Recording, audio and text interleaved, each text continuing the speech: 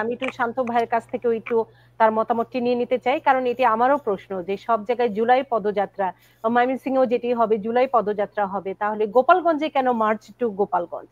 মানে এটি তো অন্য ধরনের ইঙ্গিত বহন করে। শান্ত, আমরা যে প্রশ্নটিতে ছিলাম সেটি হচ্ছে সাধারণ যারা আওয়ামী লীগের লোকজন আছেন, যারা দেশে আছেন, তারা তাকিয়ে আছেন আপনাদের দিকে। সবারই সমালোচনার দিক থেকে একটি কথাই বলা হয়, নেতারা চলে গেছেন আমাদের রেখে, আমরা কি করব?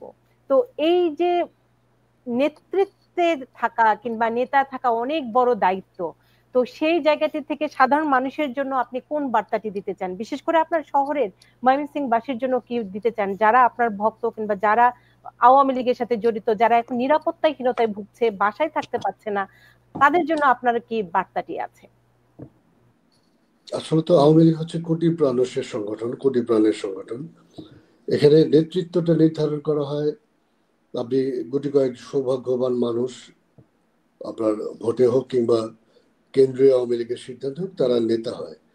তাদের যোগ্যতার চেয়ে অনেক বেশি মানুষ, তাদের যোগ্যতার সমান কিংবা অনেক যোগ্যতার চেয়ে অনেক বেশি মানুষ তার বাইরে থাকে।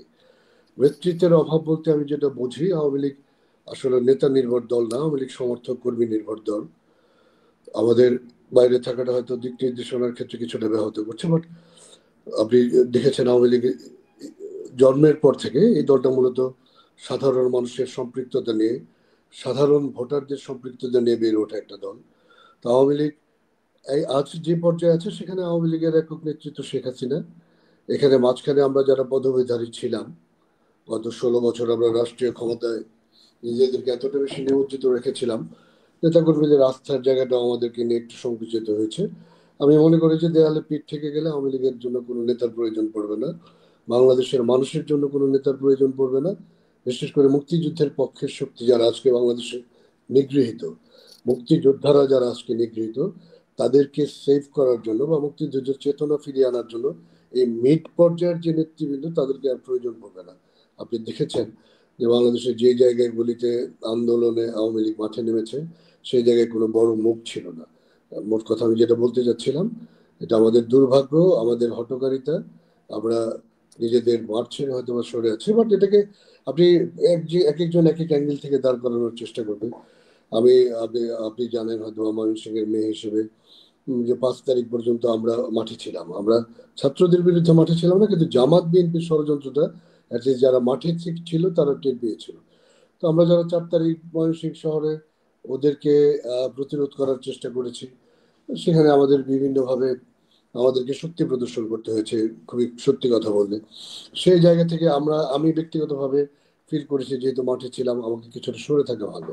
সেই জায়গা থেকে আমি সরে আসি। আমি অবশ্যই যখন আমার দলের ডাক থাকবে, আমাকে নির্দেশনা দেওয়া হবে, আমি অ্যাটলিস্ট মাঠে থাকবো, আপনাদেরকে এই কথা দিচ্ছি। আর এই সবশেষে কথা হচ্ছে, আওয়ামী লীগের নেতা কর্মীদের জন্য এই আমার মতো নেতৃত্বের ডাকের প্রয়োজন পড়বে না। আপনি দেখবেন কখনো যখন পিঠ থেকে যাবে, শেখ হাসিনা তো যেখানে কথা বলতে পারেন, ওনার শেষ ডাকটা বাংলাদেশের স্বাধীনতার বঙ্গবন্ধুর যেমন একটা ডাক ছিল, আজকে আমাদের আজকের এই সিচুয়েশনটা একটা আপডেটেড ভার্সন অফ 71। সেই মুক্তিযুদ্ধের মধ্যে পাকিস্তানি শক্তি আজকে আমাদের উপর যেচে বসেছে।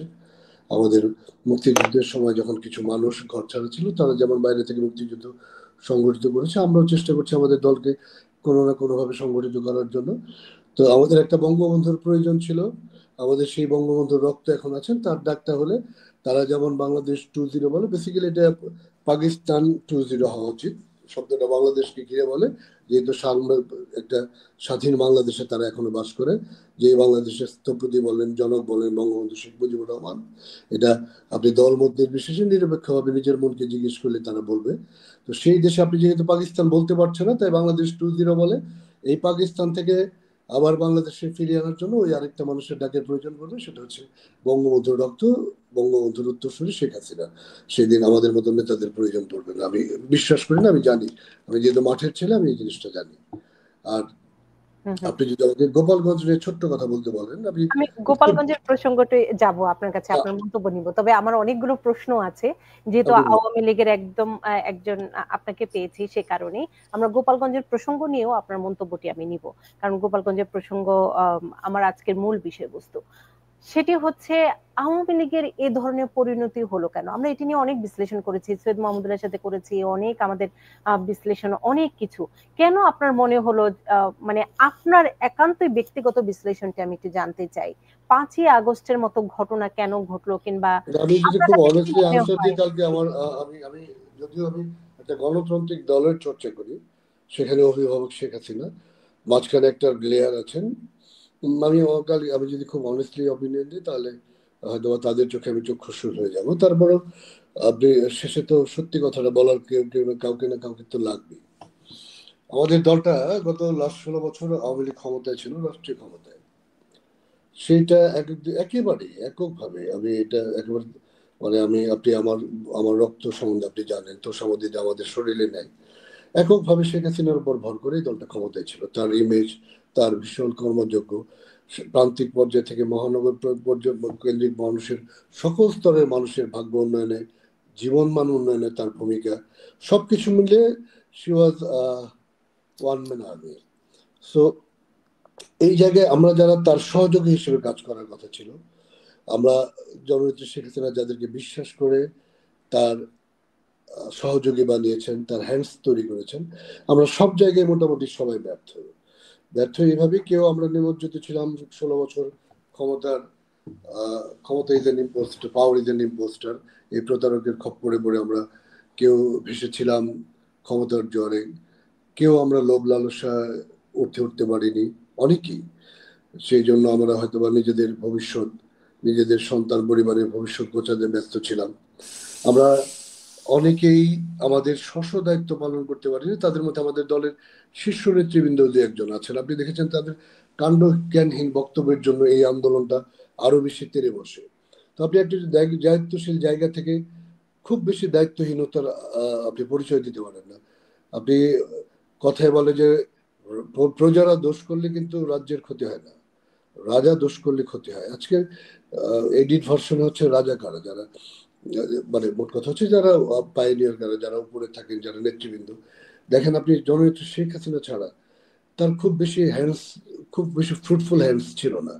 আমি যদি খুব অনেস্টলি বলতে যাই, গত 16 বছরের আমাদের আহ, অবাধ ক্ষমতায় থাকা, এই ক্ষমতায় থাকায় জননেত্রী শেখ হাসিনা যাদেরকে বিশ্বাস করে মন্ত্রী এমপি আমাদেরকে বানিয়েছিলেন, আমরা জনগণ থেকে দূরে সরেছিলাম। আমরা কিছু মানুষ আমরা বেশি আত্মমগ্ন ছিলাম, আমরা কিছু বিলাসী জীবনযাপনে ব্যস্ত ছিলাম। আমরা ফিউচার সিকিউর করার জন্য দেশের সাধারণ মানুষের রক্ত চোষা, মানুষের রক্ত ঘামের কিছু পয়সা আমরা আমাদের নিজেদের পকেটে পড়ে সেটা বাইরে প্রেরণ করেছি। এই যে সামগ্রিক অবস্থায় আমাদের যে মোরাল একটা ড্যামেজ, এই ড্যামেজ থেকে 5 তারিখের আগে আমরা অনেকেই দাঁড়াতে পারিনি। বিশেষ করে আমার তো মনে হয় যে আহ, জননেত্রী শেখ হাসিনাকে 5 তারিখের আগে সিআইএ ঘিরে রেখেছিল। তারা কোনো না কোনো ভাবে জননেত্রী শেখ হাসিনার আশেপাশের মানুষকে, মাননীয় প্রধানমন্ত্রীর কিছু মানুষকে তারা তাদের হাতে নিতে বাধ্য করেছিল। সেটা কি উপায়ে একদিন ইতিহাস বলবে। কারণ আপনি দেখেন, আমরা আওয়ামী লীগ তো একটা সাধারণ মানুষের একটা বৃহৎ সংগঠন। আওয়ামী লীগ যেই বার ভোটে নির্বাচনে হারে তার ভোটের রেশিও বেশি থাকে, এমন একটা সংগঠন। 3, 4, 5 তারিখ আমরা সাংগঠনিক ভাবে আমরা কর্মসূচির ডাক দিলাম, ঠিক 3 তারিখের আগের রাতে কর্মসূচিটা বাতিল করা হলো। যদি 3, 4, 5 তারিখে যদি আমরা এই কর্মসূচিগুলি পালন করতে পারতাম, তাহলে হয়তো আমাদের এত সহজে পতন হতো না। আমাদের পতন লেখা ছিল, আমাদের ক্ষমতাচ্যুতি হয়তো লেখা ছিল, বাট এত সহজে হতো না, যেটা অবলীলায় তারা করে গেছে। তো জননেত্রী শেখ হাসিনা যে সেই দিন যারা এই বুদ্ধি দিয়েছিলেন যে আপনি 3, 4, 5 তারিখে প্রোগ্রামটা বাতিল করেন, আমার মনে হয় যে তারা মিসগাইড করেছেন আমাদের নেত্রীকে। কারণ তিনি তো মানুষ, তিনি তো একদম এখানে ছোট্ট একটি শান্ত প্রশ্ন করতে চাই, কারণ দীর্ঘদিনে আওয়ামী লীগ শাসন আমলে অনেকেরই ক্ষোভ ছিল, যারা সত্যিকার অর্থে দলটিকে ভালোবাসে, যারা মুক্তিযুদ্ধের পক্ষের লোক, তারা দূরে সরে আমি আমি গিয়েছে। আমি কিন্তু তাদের আমি আপনি দূরে সরে যেতে নবুরা আপা, বাধ্য আমি হয়েছিল। আমার হাইব্রিড কথাটা আওয়ামী একটু লীগের সাথে ইলাবোরেট হচ্ছে আপনার। জি জি আমি একটু বলি, আমি এই কথাটা আপনাকে বলতামই। জি জি আমার জি এই কথা শেষ কথাটা ছিল এইটাই, এইটাই সবচেয়ে গভীর কথা। সো আমি যেটা বলার চেষ্টা করলাম, এই কোটা আন্দোলনটা কিন্তু আপনি ধরেন যে এই আন্দোলনে তো আসলে যেখানে জামাত, বিএনপি, হেফাজত ইসলাম, বাংলাদেশের প্রায় মোটামুটি একটা বড় অংশের রাজনৈতিক দল আওয়ামী লীগের বিরুদ্ধে 16 বছর সংগ্রাম করে এই দলটার ক্ষমতাচ্যুতি ঘটাতে পারে নাই। তো আমেরিকার মতো একটা বিশ্বের পরাশক্তি, এখন একক পরাশক্তি প্রায়, তারা যখন পিছিয়ে লেগে যায়, জননেত্রী শেখ হাসিনা ছিলেন বোধহয়, এই জন্যই আমরা অনেকটা দিন দাঁড়িয়ে থাকতে পেরেছিলাম। অন্য কোনো মানুষের পক্ষে এতদিন আমেরিকার বিরুদ্ধে সংগ্রাম করে দেওয়া সম্ভব হতো না। আরো কিছু, ওই যে আপনি যেটা বললেন, হ্যাঁ, আমাদের 16 বছরে আমরা এই আরেকটা চর্চা করেছিলাম। আপনি জননেত্রী শেখ হাসিনা নিজেই বারংবার বলেছেন, দলটা অনেকদিন ধরে ক্ষমতায়, এই দলে ক্ষমতা লোভীরা ঢুকেছে, অন্য দল থেকে হাইব্রিডরা ঢুকেছে, এরা আমাদের নিজেদের দলের যারা নিবেদিত নেতা কর্মী, আপনি তাদেরকে এরা কনভার্ট করে দিচ্ছে। আসলে তো আমাদের একটা লোভী অংশের নেতা ছিল, যারা এদেরকে, এই যারা স্পেশালি যারা ব্যবসায়ী, ওরা কোনো না কোনো ভাবে দলে ঢুকেছে। তারা এই দলের পাওয়ারটা ইউজ করার জন্য কোনো না কোনো ভাবে আমাদের কোনো কেন্দ্রীয় নেতাকে কনভিন্স করেছে। এখন তারা তাদেরকে নিবেদিতদেরকে বাদ রেখে তাদেরকে নেতৃত্ব দিয়েছে। তারা ব্যবসা বাণিজ্য, তারা ব্যস্ত ছিল, কারণ একজন ব্যবসায়ী তো সে মানুষের রাজনীতি করতে আসে না, সাধারণ মানুষের, সে তার ব্যবসা বাণিজ্য আখের গুছিয়েছে। যে নিবেদিত কর্মীটা সে ডিপ্রাইভড হয়েছে, সে যদি দলের আরেকজন ডেডিকেটেড মানুষের কাছ থেকে ডিপ্রাইভড হতো, তাহলে হয়তো তার কষ্টটা কম থাকতো। কিন্তু এই যে নতুন করে দলে আসা, এই যে হাইব্রিড, যাদেরকে নেত্রী বারবার বলেছেন যে বসন্তের কোকিল, এদের কাছ থেকে ডিপ্রাইভ হয়ে দলের একটা বড় অংশের মানুষ কষ্টে ছিল। সেই কষ্টের হয়তো আমাদের এই পতনের পেছনে কাজ করেছে। তাদের তো একটা দীর্ঘশ্বাস থাকে, এবং সেটা তো সৃষ্টিকর্তা নিশ্চয়ই শোনেন। অবশ্যই, এবং সেটির প্রমাণও আমরা পরে পেয়েছি যে আওয়ামী লীগের যারা বিভিন্ন পদে অধীন ছিল তারা আসলে জামাতে ইসলাম কিংবা অন্য কোনো দলের হাইব্রিড যাদের আওয়ামী এবং লীগ। দুঃখের বিষয় কি দেখেন, এই যে এই মানুষগুলি আজকে আওয়ামী লীগের জন্য বর্ম হিসেবে দাঁড়িয়েছে। আমরা যারা নেতৃত্বে ছিলাম, আমরা যারা আওয়ামী লীগে আখের গুছিয়েছি, আমরাই কিন্তু সরে আছি।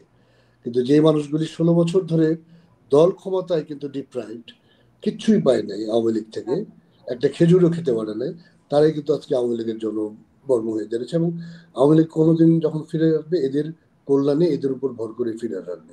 তাই আমার একটা অনুরোধ থাকবে আওয়ামী লীগের নেতৃবৃন্দের কাছে, ফিরে আসার পর আমরা যেন আবার পুরনো পন্থায় ফিরে না যাই। খুব সুন্দর করে বলেছেন যে সত্যিকার অর্থে যারা আহ বাংলাদেশের মুক্তিযুদ্ধ স্বাধীনতার পক্ষের মানুষ, তারাই কিন্তু আজকে লড়াই করছে বাংলাদেশের হয়ে, যারা কোনো দলের ক্ষমতায় থাকাকালীন কোনো সুবিধাই পায়